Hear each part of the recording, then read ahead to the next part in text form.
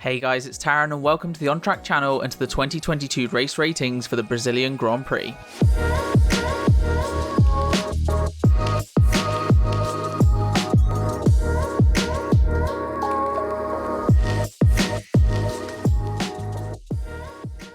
So a very warm welcome to this race rating series, this time in Brazil. Just having a pretty relaxed look at how the drivers have done.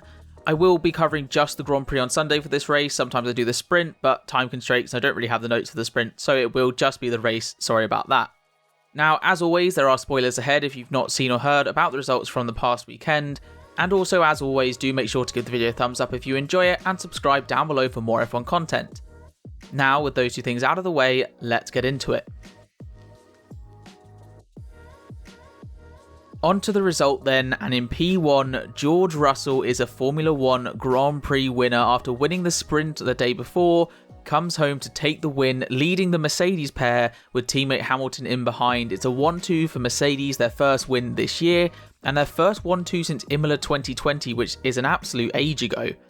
In third, Carlos Sainz leading home both Ferraris with Leclerc in fourth, Fernando Alonso in fifth, all the way up from I think 18th place to begin the race. What a drive from him. Then in 6th and 7th the Red Bulls, and quite controversially Verstappen in 6th and Perez in 7th after refusing to let his teammate by after being asked by the team. In 8th place Esteban Ocon, the second Alpine, with Valtteri Bottas in 9th and Lance Stroll rounding out the top 10, picking up a point for Aston Martin. Getting onto the race itself then, and at the start, at least in the front half of the field, they managed to keep it fairly clean. However, from a little bit further back with Magnussen and Ricciardo, collision there on lap 1, bringing out the safety car, and with that incident, I'd say it's definitely on Ricciardo's fault. A bit unlucky that they came together afterwards, as ultimately probably both would have carried on from there. However, did bring out the safety car, which then provided us the restart, and obviously the Hamilton-Verstappen incident down at turn 2. Now, at first glance, I would have said racing incident, and I would tend to lean slightly more on Lewis actually than Max, just because he is fairly alongside him. However, the thing that gets me with this, and Max said it in his interview afterwards, he said, I knew the gap was closing or they wasn't going to get space, but I just went for it anyway and I knew that we were going to come together, which to me just doesn't come across very well. It's kind of like saying, yeah, I knew we were going to crash, but I did it anyway. But yeah, so that incident happened, dropped Hamilton back down to 8th and Verstappen after pitting way back down the field, almost to the back, with the likes of a Nicholas Latifi, that's when you know things are going wrong. Also on that restart though, we had Norris and Leclerc coming together up through turn 6, and I 100% thought Leclerc had to have been out of that race, but somehow these cars, sometimes they are just completely indestructible. Did have to pit though, like Verstappen, which also sent him to the back of the pack. On that one, I think it's much more clear-cut Norris's fault. You can even see as well, he takes a bit too much curb, gets unsettled, moves across, understeers into Leclerc, sends him into the barriers. That one's pretty cut and dry, and I think if anything, 5 seconds for that compared to 5 seconds for Verstappen is probably a bit lenient, and Lando's got away with a bit less than he probably should have got there. After that though, the race kind of settled down for a bit, and everyone just sort of settled into the gaps that they had. You had the likes of Perez and Sainz, staying relatively where they were, Russell kind of building a lead out in front, the likes of Hamilton, Verstappen, Leclerc all obviously making their way back up through the pack. And then we came to the pit stops, and the first in was actually Carlos Sainz because he had a tear off stuck in his brake ducts. We saw that smoking in the pit lane for a moment, wondering, is this going to all go wrong for Ferrari? But then all the leaders kind of came in, and we saw that it was tending to be a two-stop race, with most of them using two sets of softs to a medium, some going soft, soft, medium, and some going soft, medium, soft, and a couple of others going soft, medium, medium. Then later on in the race, we had Lando Norris coming to a halt with an engine issue. I think it was actually like an electrical problem maybe, something along those lines, but after an initial VSC, they couldn't get it cleared, and so they had to call the full safety car, which obviously gave us a pretty interesting finish to the race. With Russell out ahead, managing to hold off Hamilton behind, keeping him just over that 1 second range so he couldn't get the DRS. Great job from him. Then we also had Sergio Perez, who unfortunately for him was on the mediums compared to most people on the softs, and so just kept on dropping backwards. The likes of Sainz got past, then Leclerc, Alonso as well. And then we get on to the whole Red Bull team orders controversy, actually, is what you have to call it, where Verstappen was let through, he got past Perez and was off to go chase Alonso, and the team basically said, if you don't overtake Alonso, give the place to Checo, he's fighting for P2 in the championship, and Verstappen just flat out refused. And since then, he's basically said, I have my reasons, won't really tell anyone what they are, though we can kind of guess at them. It's something to do with potentially Monaco qualifying and Perez potentially crashing deliberately, but that's just speculation.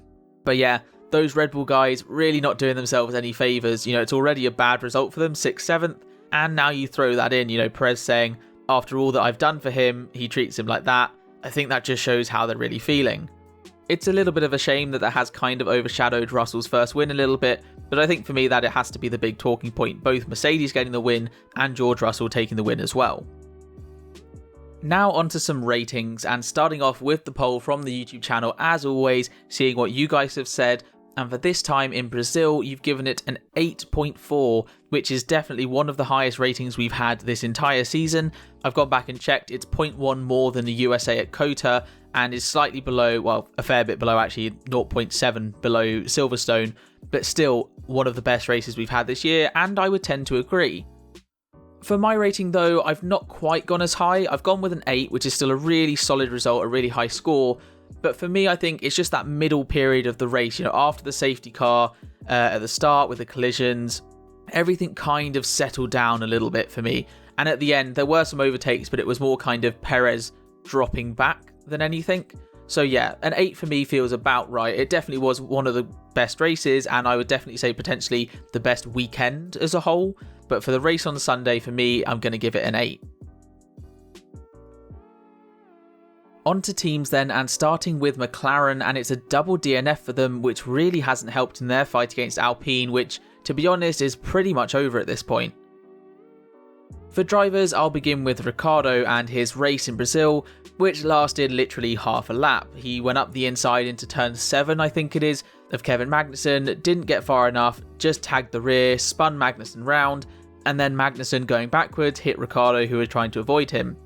Now, Ricciardo did actually post-race get a 3-place grid penalty for Abu Dhabi, and I have to agree with the stewards in that one, it was definitely on Ricciardo. However, what I would say is he is unlucky that they've both gone out of the race. The incident, it's a very minor touch, and had Magnussen not rolled backwards and collected Ricciardo, they both would have carried on. And because it's lap 1, they're close together, I am actually going to give Ricciardo not applicable, because even though it is kind of his fault, it's a really minor touch that he's made, which has had bigger consequences. And normally with these kind of things, you have to look at the incident as opposed to the consequences themselves. Next up, Lando Norris, who on the whole has had a pretty disappointing race. I mean, it started off well, he got past Leclerc at the initial start, was up into, I think, 5th place maybe, 4th place, one of those two, I think, at the beginning. And then at the restart, he's alongside Leclerc as they've come out of turn 5, and as they go into turn 6, you could just see from the replays, gets a bit too much curb, sends him to the left, tags the right rear of Leclerc, sends Leclerc into the barriers. Norris carries on okay, but does get, I think it was a 5-second penalty for it, which in my opinion is probably slightly lenient. To be honest, I think a 10-second would have been fairer.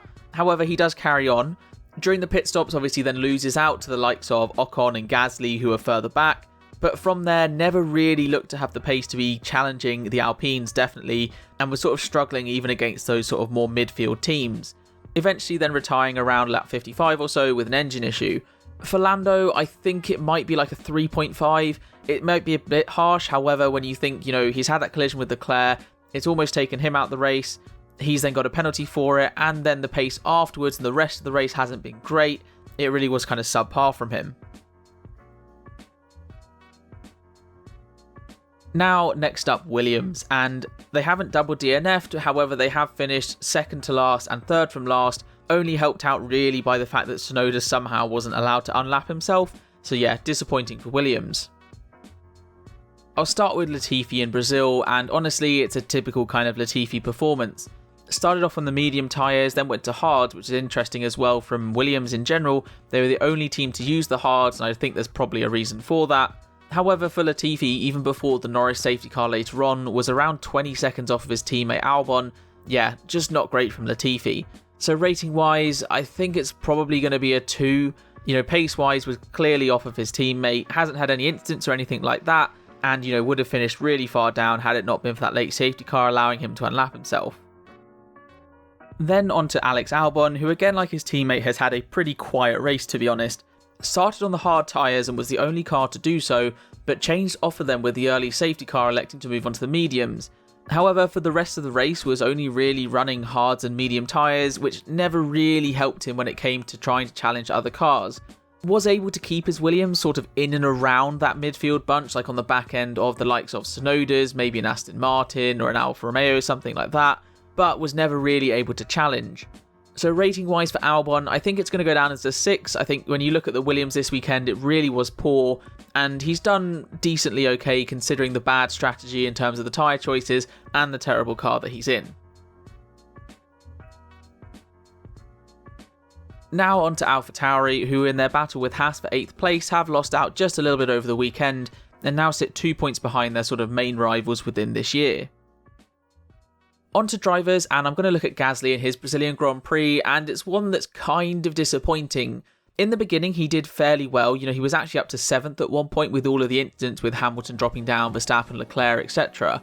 However, from there, never really looked to be able to make any progress or challenge people around him, such as, Sebastian Vettel or Valtteri Bottas. Maybe that's a bit to do with the car, but also I think he just wasn't quite there. Did pit earlier than Vettel to try and get the undercut on him, and did manage to. However, Vettel got past pretty easily, never got past Bottas, and then the likes of Alonso, Leclerc coming through, Verstappen were able to just basically swallow him up. Esteban Ocon as well in that boat in the other Alpine. So for Gasly to sort of finish P14, having started in P10 with a load of kind of incidents going on around, is probably a bit disappointing from him. So I think rating-wise, it's probably going to be a 5 for Gasly. It's not been awful, I don't think, and I think a lot of it is the car kind of dropping him backwards. However, it would have been nice to be able to see him just hold on that little bit more. Then we get on to Yuki Tsunoda and his race, and honestly, like some of the people we've already come across, pretty disappointing.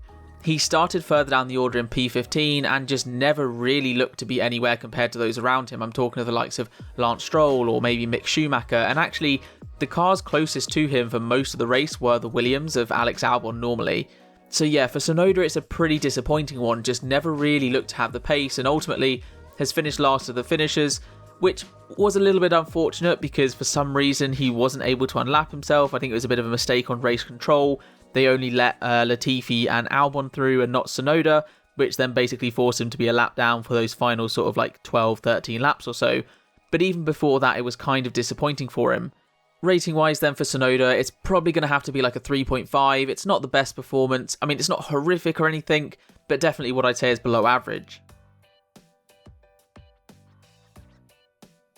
Next up then Haas, and I think they're probably going to be slightly disappointed to only come away with 1 point over the weekend in whole, especially considering where they were after qualifying on Friday.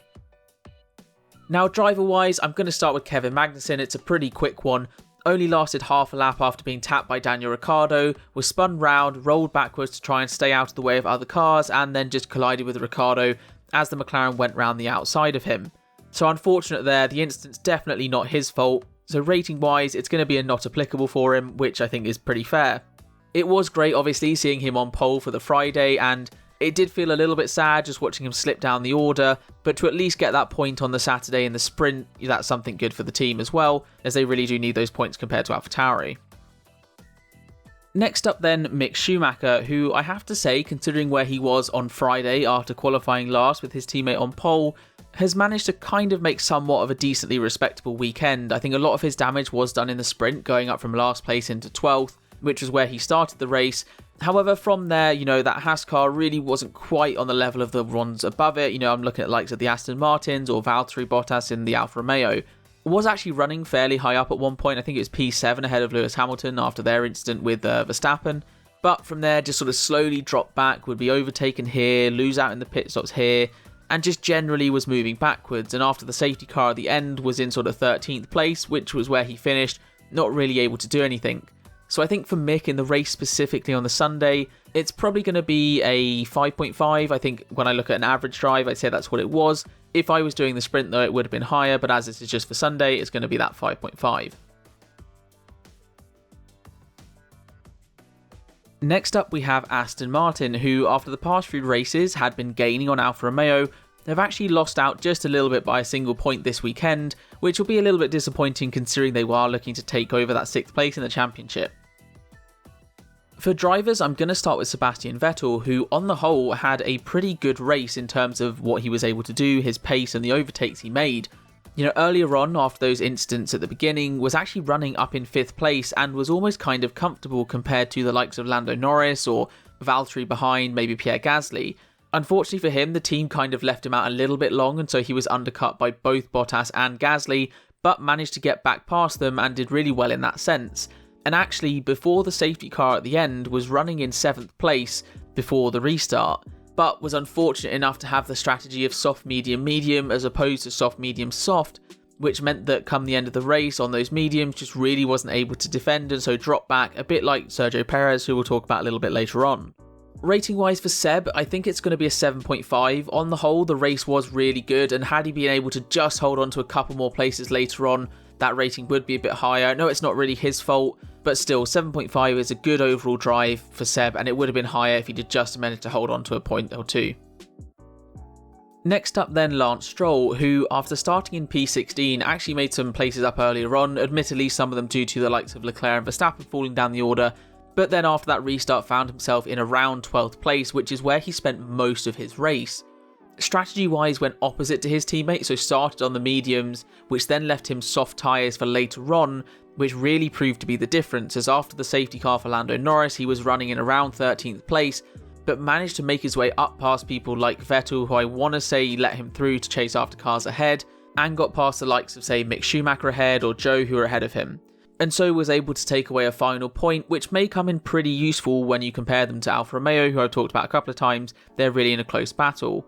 Rating wise for Stroll though, I think it's probably going to be a 6, because when I look at his race on the whole, there's nothing too special. He was generally running further back, way behind his teammate for a lot of it, and at the end had the soft tyres compared to a couple of people on mediums, but on the whole it's still a decently okay drive. There's definitely nothing wrong with it, and if anything it's slightly above average. On to then Alfa Romeo, who after generally having really poor form this entire second half of the season, have come away with a couple of more points thanks to Valtteri Bottas, which is going to help them out in their fight for 6th place with Aston Martin. Driver wise, I'm going to start with Joe because he had a fairly quiet race. We actually didn't really see too much of him. Began on the soft tyres and pitted fairly early on, I think lap 17 or so, to go onto mediums, which meant that when he changed onto his final stint for soft tyres at the end of the race, had 30 laps to do on those soft tyres, which he did pretty well. It just meant that when we had the restart for Lando Norris's retirement, it meant that he had 10 lap older tyres than most of the field, which meant that he wasn't really able to do too much with it come that restart, and so ended up finishing down in 12th place. Rating wise for Joe, I think it's probably going to be a 5.5. He was definitely behind Valtteri this race, but in no way I'd say it was bad or anything, so he gets a pretty average middling grade. Next up then we have Valtteri Bottas in Brazil, and honestly it was a pretty good race for him. Started fairly well and was up to about sort of like P8, P9 after the incidents early on, and from there had actually a very similar race to Sebastian Vettel. Those two are very almost always close together on track and spent a lot of the time sort of near each other. The main difference though was that Bottas at the end was able to use the soft tyres versus Vettel's mediums, which meant that where Vettel just dropped back from where he was, Valtteri was able to hold on and eventually finish in 9th place, picking up a very crucial 2 points for the team. So where I gave Seb a 7.5, for Valtteri I think it's going to be an 8. The difference is simply just being able to hold on to those couple of points. Yes, I know he had the softer tyres versus the mediums, but ultimately at the end of the day the points are what really matter, and that's what gives him just that extra half point over Seb. Next up we have Red Bull, and I want to say off the top of my head, this may be the lowest points that they've scored in a race since probably the opening round of the season where both cars didn't finish, and obviously a little controversial talking point with Max Verstappen deciding to not let Perez through at the end of the race. So I'll start with Sergio Perez's Brazilian Grand Prix, and it actually was alright to begin with. He started on the soft tyres, managed to hold off people behind him, and kept a fairly comfortable gap to Carlos Sainz. Obviously the Ferraris were on a different strategy due to the tear-offs in the brakes, but still was able to generally stay ahead of Sainz throughout most of the race. However, for Perez, where it kind of came undone was that unfortunately for him, he had the medium tyres later on after the safety car, which meant that it was fairly easy for cars to get past him. A big talking point obviously being him letting Verstappen go, being told that he'd get the place back, them telling Max to give him the place back, and him just not doing so. Now, there may be a lot of reasons for this, and people are talking back to Monaco qualifying, specifically with it looking like Perez may have deliberately crashed, and Verstappen saying, I'm not going to give him a place back, look what he did, etc. But still, it's definitely a big talking point and something the team probably just don't really need right now. Back to Sergio's race though, and on the whole, when he had, decent strategy and was on decent tyres, was doing fairly well. It's just that last little bit on the mediums which has kind of let him down, but that's not overly too much his fault. Rating wise for Perez though, I think it'll be probably a 6.5. On the whole, he held Sainz behind. Sainz, until that last stint, didn't really look to be putting too much pressure on him, and so I think Perez has done basically what he can. Next on to Max Verstappen, and obviously first thing is his collision with Lewis Hamilton. Now for me, the way I see it is initially, I spoke earlier on, but at first I saw it as a racing incident, and looking at it again I can see both sides to it. Maybe Hamilton probably could have left a bit more space. However, the thing that gets me is Verstappen's interview afterwards where he just said, yeah, I knew we were going to come together so I just sent it anyway, which to me just doesn't quite sit right, in the sense that he went, yeah, I knew we were going to crash, but it affected him more than me, so I just went for it, which to me is just a really bad attitude. He obviously actually came off worse in terms of damage, and that sent him to pretty much the back of the pack. From there though, was just sort of slowly chipping away, making progress. However, I've got to say it didn't look like he was making too much progress too quickly. I don't think the Red Bull was quite where it usually was this weekend, and obviously was then helped out massively by the safety car at the end, meaning he could get some soft tyres on and come back through and finish in P6. Did very nearly get Alonso for P5 as well. Then obviously at the end of the race, the team telling him to let Checo through, he's fighting for P2, whereas Max has the championship all wrapped up, and him just flat out refusing to do so. And I think it's pretty clear that the team were a bit disappointed, but from the radios it seemed like Max just went, nope, I'm in charge, I'm telling you what to do, which again just doesn't quite sit right, and I think a lot of people weren't too big a fan of that. Rating wise for Max, it's going to go down as a 3.5. Ultimately, the stewards did find him guilty of causing the collision with Hamilton. He got the penalty for that. And then combine that with those sort of I kind of just went for the collision, I knew it was going to happen, along with no, I'm refusing to let Perez through, and him not really making extreme progress. I think it just goes down as a pretty bad day for Max on the whole. Next up, Alpine, who in all honesty have recovered really well from an absolutely disastrous sprint race, having started way at the back of the pack for the main race on Sunday, both drivers picking up points and a good chunk too, basically securing them P4 in the championship now. I'll start with Esteban Ocon, who actually had a pretty quiet race considering how many places he made up. I don't really have too many notes from him because we didn't really see too much from him. Strategy-wise, started on the soft tyres and was ahead of his teammate Alonso, stayed ahead of him for the entire time that those two were together. Then swapped onto the medium tyres and generally just kept making some progress, eventually swapping onto the softs before the safety car, which did sort of hurt him a little bit because he had tyres that were a bit older than cars around him. For Ocon, I'm going to go straight into a rating because there isn't too much. It's going to be heavily based on where his teammate was and where he's finished as well. And I think it's going to go down as probably a 6.5 because it's a great drive starting from near the back. He started in 17th. However, has finished in 8th place, which is a few spots behind Alonso. And that Alpine realistically should be getting back up into that top 10. Plus, you had the likes of Leclerc and Verstappen who weren't ahead of him for most of the race, had incidents of their own. So yeah, a 6.5 for Ocon.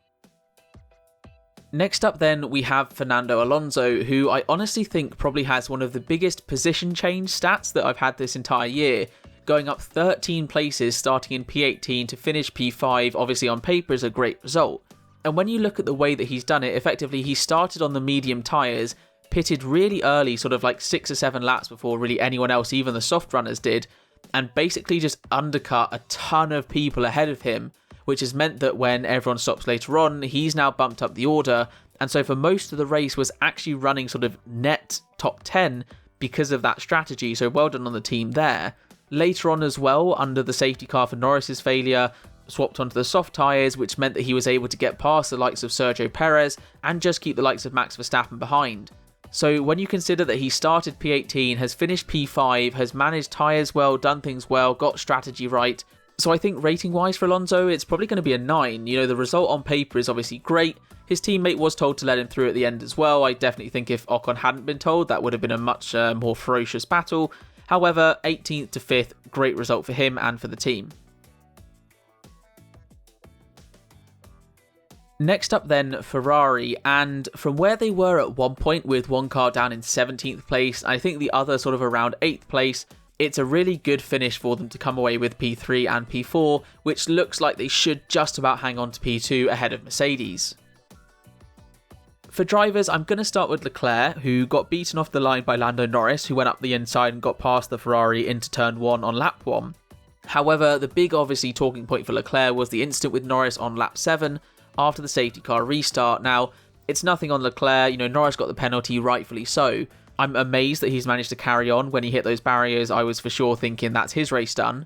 But came in, changed the nose, and was behind Verstappen when they both had to come in. Eventually got past at the second set of pit stops because Verstappen had a slow stop. And I think compared to Verstappen as well, just looked to be making that bit more progress. I'm not sure if maybe the Ferrari was just the quicker car this weekend, but he definitely looked to be doing that much better. Also got up towards the end, was a few seconds off of Sainz, asked the team to swap them round, but the team said no, Carlos is keeping his podium, which I think for me is the decision I would have made. It makes sense. So rating wise for Leclerc, I think it's probably going to be an 8. He's been sent down the order through no fault of his own, has recovered really well, obviously is helped out a bit by the safety car later on and Perez on medium tyres, but still, on the whole, it's a great recovery drive for him. Next up, we have Carlos Sainz, who actually had a fairly decent race on the whole. Earlier on, he got past Norris once Leclerc was down, had to stop pretty early because of a tear-off stuck in his brakes. We saw the right rear kind of smoking, then instantly came out, made a nice move past Albon, a great move past Stroll, and with the compromise strategy, really did as much as he could to make it work. And he knew even with that compromise strategy, we're still going to be battling Perez for P3.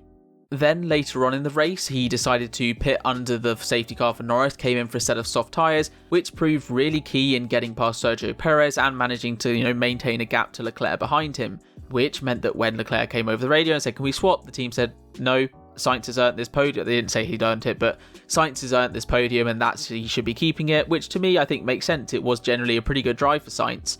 Rating wise for him, I think it's going to go down as an 8. They've had a different race to Leclerc, but on the whole, I think when I compare the two, they've both done pretty well and they've both looked fairly quick when they've been able to show it. And finally, we get onto Mercedes, who at the 21st time of asking this year have managed to come away with a win, and a 1-2 at that. On the whole, a great result for the team, and of course a first win for George Russell. So for drivers, I'm going to start with Lewis Hamilton, and obviously the first big talking point for him is the collision with Verstappen after the safety car restart on lap 7. Now for me, I've mentioned it a couple of times already, and the way I see it is primarily racing incident. However, not the type of racing incident where no one's at fault, it's more there's fault on both parties, which makes it a racing incident. I definitely think Hamilton could have left more room, and I was probably a bit surprised that the penalty went to Verstappen over Hamilton or racing incident.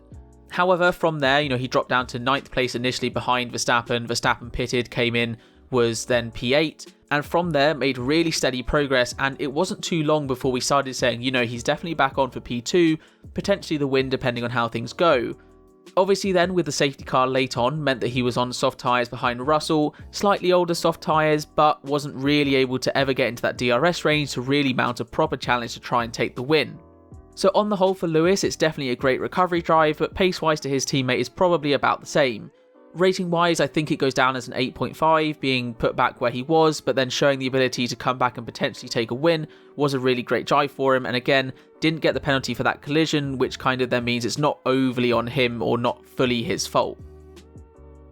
And then finally, George Russell, who's taken his very first Grand Prix win in Formula 1, and what a way to do it as well. I genuinely don't have any notes written down for Russell because I don't think it was ever really in jeopardy at any point. Only really at that late safety car which brought the pack up to the back of him, but he managed to hold off Hamilton, not fairly comfortably, but managed to just keep him at arm's distance and managed to hold on to that win. For Russell as well, he's looked good all weekend. P3 in qualifying, won the sprint and won the race.